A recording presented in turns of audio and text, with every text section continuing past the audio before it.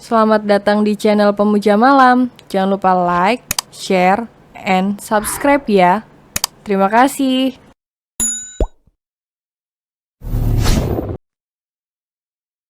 Episode 9, Membuatnya Terbengong.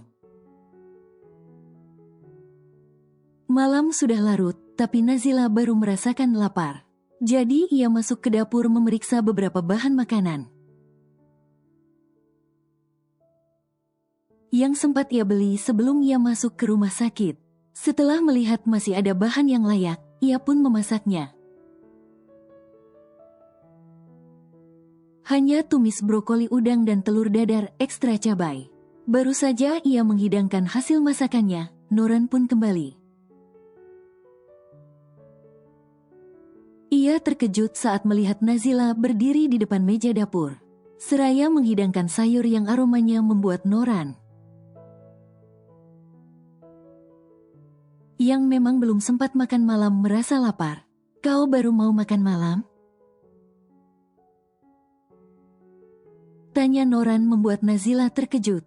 Sebab baru kali ini Noran mengajaknya bicara tanpa nada sinis di setiap kata, katanya.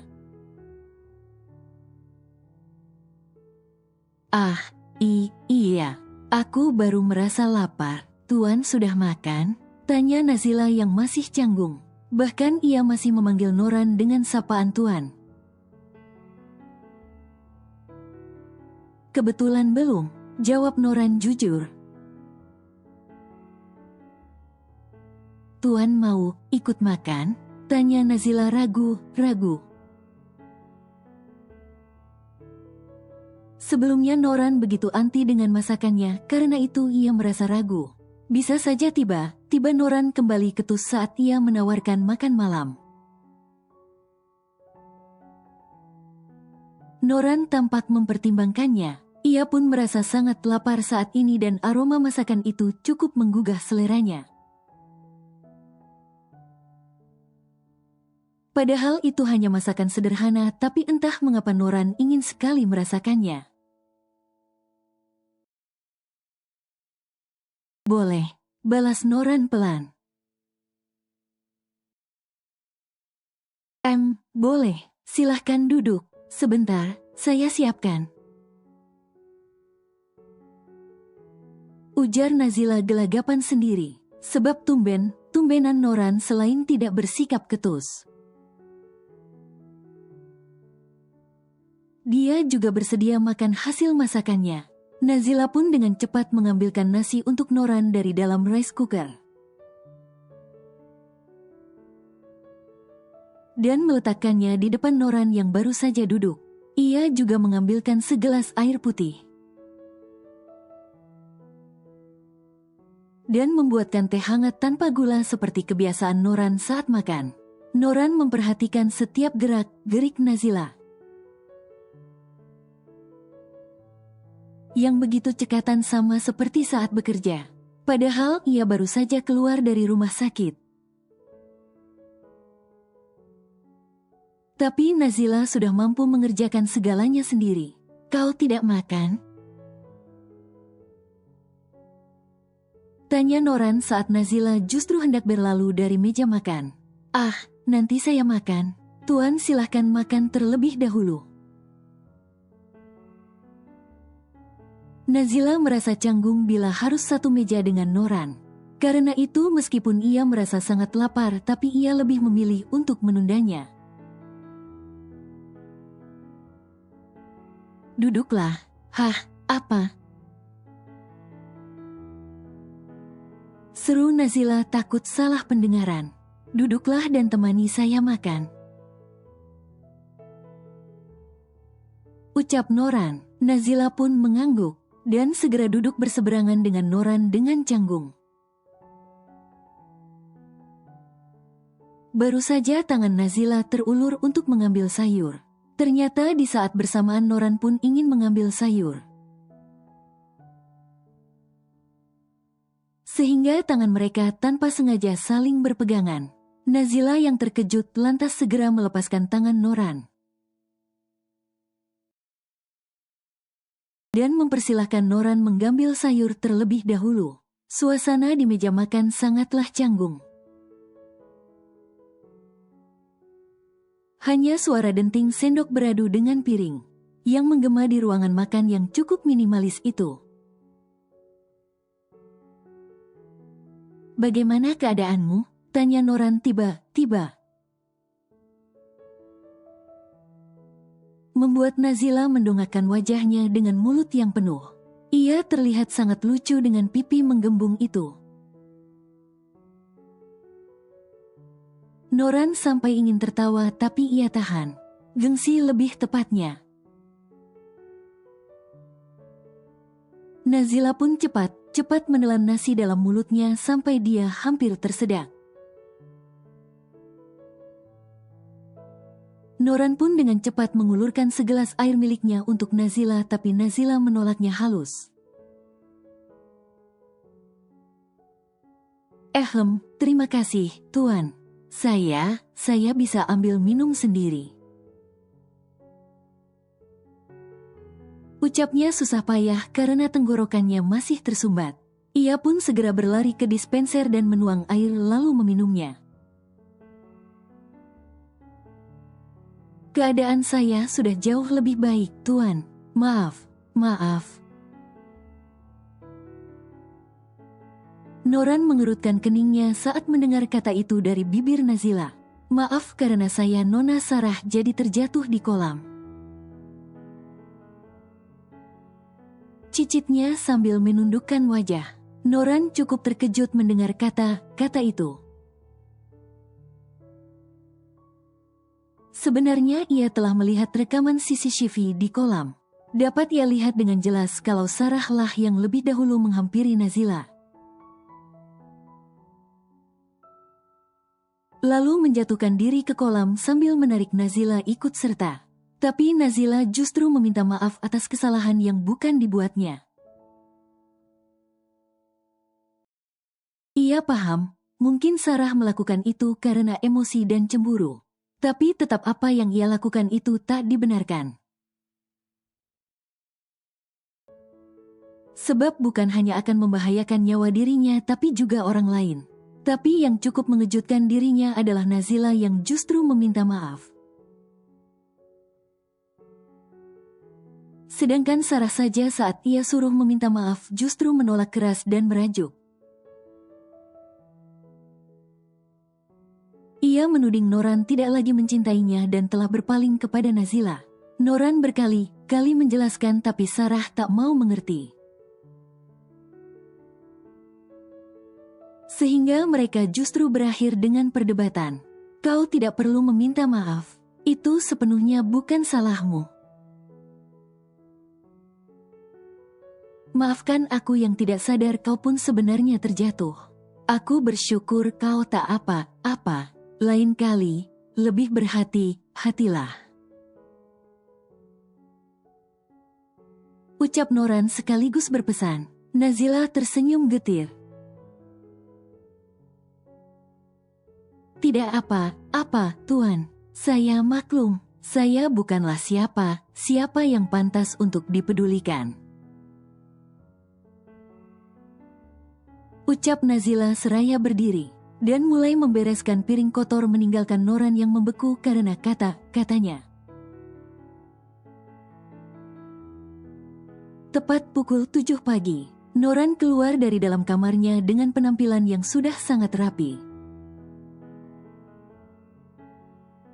Setelan jas hitam dipadukan dengan kemeja putih, dan dasi garis coklat putih membalut tubuhnya dengan sempurna.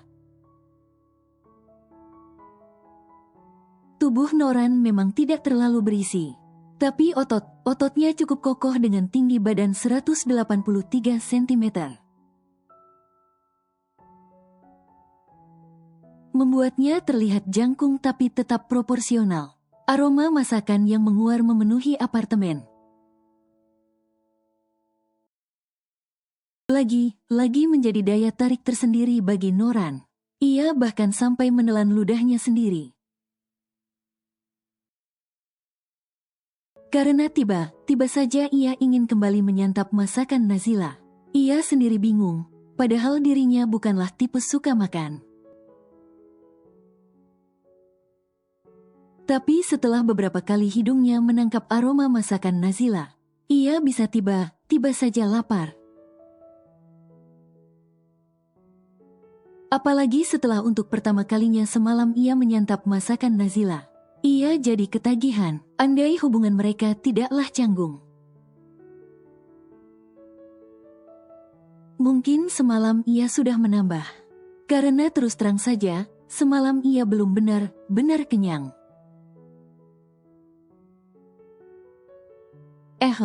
Noran berdeham saat melihat Nazila hendak memasukkan sendok berisi nasi ke dalam mulutnya. Mendengar dehaman Noran, Nazila pun lantas menoleh dan meletakkan kembali sendoknya.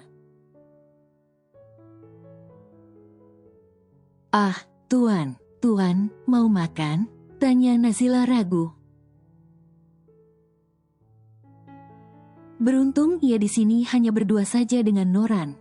Bila Diana ada mungkin ia akan merasa dibohongi. Karena di depan Diana ia memanggil Noran Mas. Padahal nyatanya ia masih memanggil Tuan. Sama seperti saat masih bekerja di perusahaannya. "Boleh?" tanya Noran balik saat melihat hanya ada satu piring nasi goreng di atas meja. Ya, Nazila hanya membuat sepiring nasi goreng. Ia pikir Noran takkan mau sarapan seperti biasanya. Bukankah biasanya Noran mengacuhkannya? Tapi mengapa sejak semalam pria itu sedikit melembut? Dan mau bertegur sapa dengannya. Bahkan semalam untuk pertama kalinya. Noran mau makan masakannya dan makan berdua di meja yang sama. "Oh, silahkan bila Tuan mau. Saya bisa buat lagi. Ini belum sempat saya cicip kok, jadi aman. Tapi kalau Tuan tidak mau, bisa saya buatkan lagi." ujar Nazila. "Begini saja, ambil satu piring lagi." "Ini terlalu banyak untukku, jadi kita bagi dua saja. Bagaimana?" tawar Noran memberi jalan tengah. Sontak saja hal tersebut membuat Nazila terbengong di tempatnya. Ia sampai menggaruk kepalanya yang sebenarnya tidak gatal. Karena bingung dengan sikap Noran yang menurutnya aneh. Mengangguk, Nazila pun segera mengambil satu piring dan sendok lagi. Ia juga membuatkan Noran segelas teh hangat tawar dan meletakkannya di samping piring yang isinya telah dibagi dua sama rata. Kemudian mereka pun makan dalam diam, hanya denting piring dan sendok yang mengalun di udara. Setelah selesai, Noran pun segera berpamitan dengan Nazila. Tak mau ambil pusing, Nazila mengedikkan bahunya acuh. Lalu membereskan semua piring kotor dan mencucinya, karena merasakan rindu dengan sang ibu. Nazila pun bersiap mengunjungi ibunya yang sudah seminggu ini tak dikunjunginya. Setibanya di rumahnya, Nazila langsung berhambur memeluk sang ibu. Ibu Nazila hanya menatap datar Nazila dengan senyum tipis di bibirnya. Perlahan, Ibu Nazila mengangkat tangannya dan mengusap puncak kepala Nazila. Walaupun hanya reaksi kecil, tapi itu sangat berarti bagi Nazila. Ia sangat bahagia bisa melihat senyum tipis ibunya dan merasakan usapan ibunya di kepalanya. "Kabar ibu gimana? Ibu baik saja kan?" tanya Nazila pelan sambil berjongkok di depan kursi roda ibunya. Perlahan, Ibu Nazila pun mengangguk.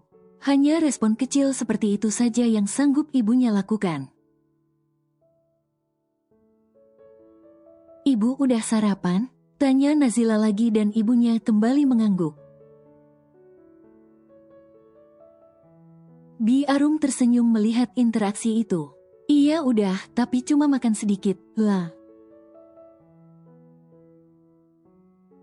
Kayaknya ibu kangen kamu jadi nggak selera makan.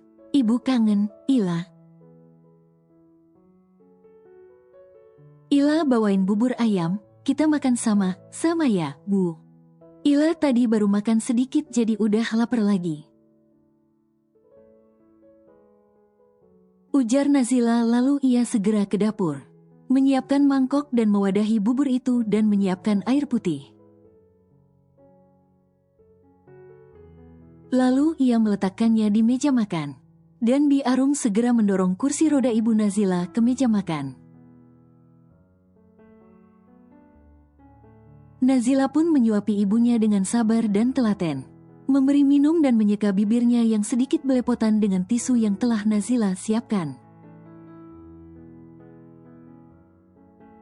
Sementara itu, di perusahaan Malikindo, tampak Noran sedang melamun. Ia mulai berpikir, bisa saja apa yang dikatakan Nazila. Perihal ia yang tidak mengerti mengapa hari itu bisa berada di kamar Noran itu benar adanya.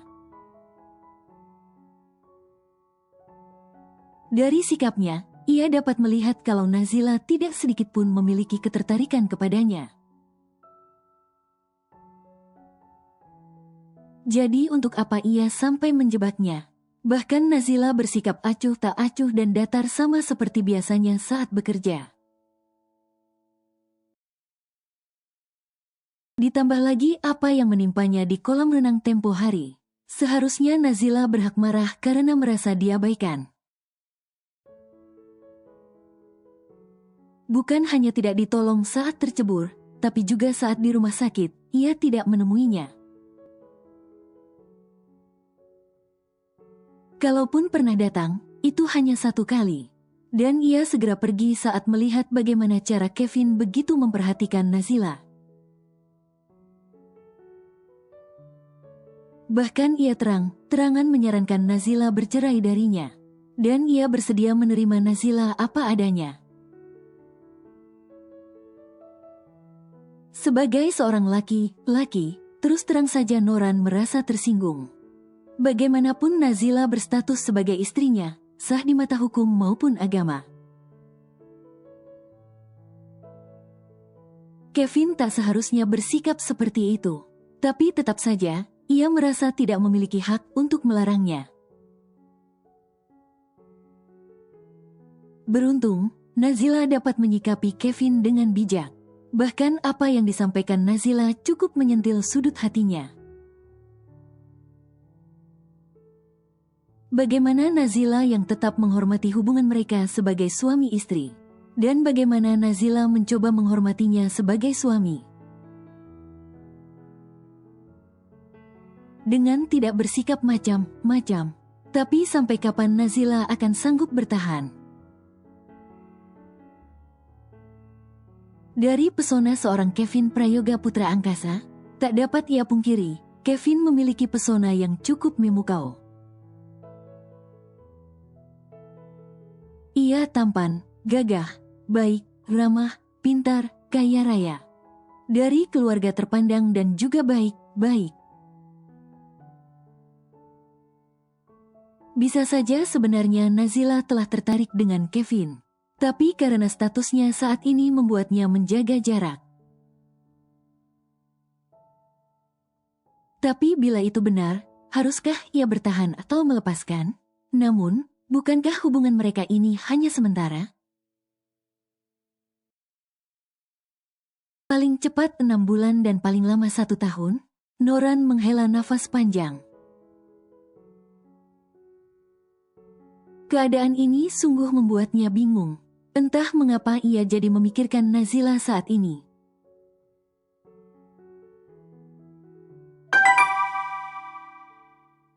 Sebuah pesan masuk ke ponselnya. Dilihatnya, nama pengirimnya tertulis My Love. Ia pun segera membuka pesan itu. Hai, sayang. Hai juga, lagi di mana? Di studio, lagi break sebelum mulai pemotretan. kamu semalam kemana sih? Kok aku telepon gak diangkat? Aku lembur, pulangnya ketiduran. Bukannya sibuk sama Jala. Itu kan, kamu kok ngomongnya gitu sih, yang gak baik. Oh, kamu jadi belain dia. Sepertinya sekarang kamu jadi sering belain dia. Emangnya dia kasih kamu apa sih? Atau kalian udah having es jadi kamu bisa lulus sama dia? Sarah, kok makin hari kamu makin ngawur sih? Please, buang jauh pikiran buruk kamu itu. Aku gak suka. Noran melemparkan ponselnya ke atas meja. Tanpa mempedulikan ponselnya yang kini terus berdering. Mungkin itu Sarah yang kesal dengannya atau merasa bersalah. Kini ia justru merasa lapar sebab sekarang sudah masuk jam makan siang. Tapi mengapa ia justru ingin kembali merasakan masakan Nazila? Noran menggelengkan kepalanya. Tak mungkin ia malah ketagihan dengan masakan Nazila. Padahal masakan Nazila itu cenderung sederhana. Tapi, mengapa rasanya terasa begitu nikmat di lidahnya? Noran menghela nafas panjang. Tak mungkin kan ia pulang hanya karena ingin makan masakan Nazila? Apa yang akan dikatakan Nazila bila ia melakukan itu?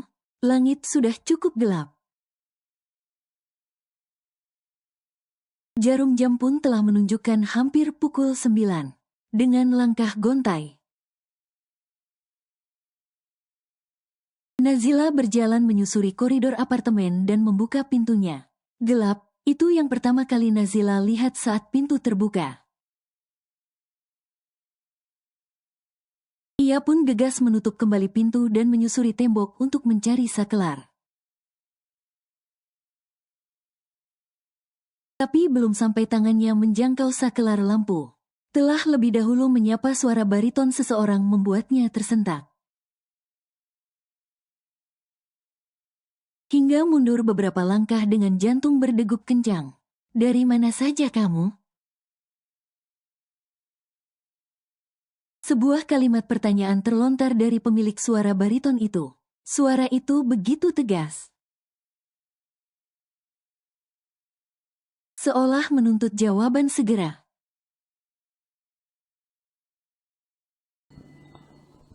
Bersambung.